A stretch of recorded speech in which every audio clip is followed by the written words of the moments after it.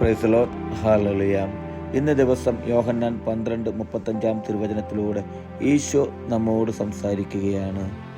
യേശു അവരോട് പറഞ്ഞു, അല്പസമയത്തേക്ക് കൂടി പ്രകാശം നിങ്ങളുടെ ഇടയിലുണ്ട്. അന്ധകാരം നിങ്ങളെ കീഴടക്കാതിരിക്കാൻ പ്രകാശമുള്ളപ്പോൾ നടന്നുകൊള്ളുവിൻ.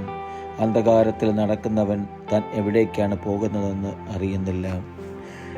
യേശു പ്രിയ സഹോദരരെ, ഇന്നത്തെ തിരുവചനത്തിലൂടെ ഈശോ നമുക്ക് ബോധ്യപ്പെടുത്തി തരികയാണ് പ്രകാശത്തിൽ നടക്കുവാനായിട്ട്.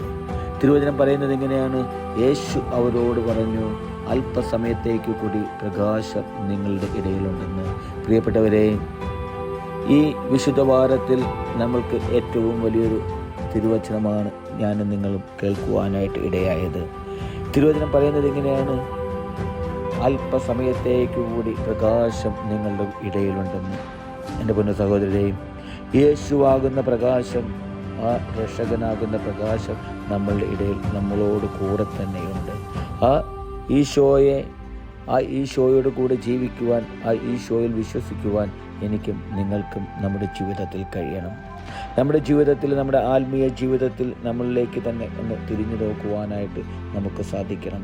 ആ യേശുവാകുന്ന പ്രകാശത്തിലൂടെയാണോ നമ്മുടെ ആത്മീയ ജീവിതത്തിൽ ഞാനും നിങ്ങളും മുന്നോട്ട് പോകുന്നതെന്ന്. അന്ധകാരം നിങ്ങളെ കീഴടക്കാൻ പ്രകാശമുള്ളപ്പോൾ നടന്നുകൊള്ളുവിനെന്ന് തിരുവചനം പറയുകയാണ്. പ്രിയപ്പെട്ടവരെ, അന്ധകാരത്തിൽ കഴിയുന്നവരാണോ ഞാനും നിങ്ങളുമെന്ന് നമുക്ക് ഒന്ന് നമ്മളിലേക്ക് തന്നെ നോക്കേണ്ട സമയമാണിപ്പോൾ. ജീവിതത്തിൽ പ്രകാശമുണ്ടോ? യേശു എന്ന പ്രകാശം എന്നിലും നിങ്ങളിലുമുണ്ടോ എന്ന് നമുക്ക് നമ്മളിലേക്ക് നോക്കുവാൻ സാധിക്കണം. പ്രിയപ്പെട്ടവരെ, അന്ധകാരമാകുന്ന ആ ജീവിത സാഹചര്യത്തിൽ നിന്ന് മാറി പ്രകാശമാകുന്ന ഈശോയെ മുറുകെ പിടിക്കുവാൻ എനിക്കും നിങ്ങൾക്കും സാധിക്കണം. ആ പ്രകാശമാകുന്ന ഈശോയിൽ ജീവിക്കുവാൻ എനിക്കും നിങ്ങൾക്കും സാധിക്കണം.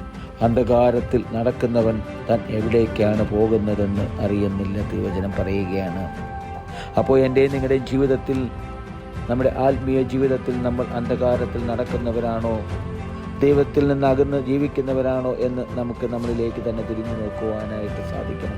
അങ്ങനെ ഒരു അവസ്ഥയിൽ കൂടെ കടന്നു പോകുന്നവരാണ് നമ്മളെങ്കിൽ, എൻ്റെ പ്രിയ സഹോദരരെ, നമുക്ക് തിരിച്ചു വരുവാനായിട്ട് സാധിക്കണം.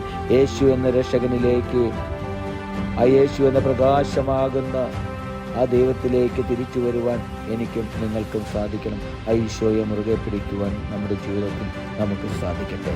ഹല്ലേലൂയ. ആമേൻ.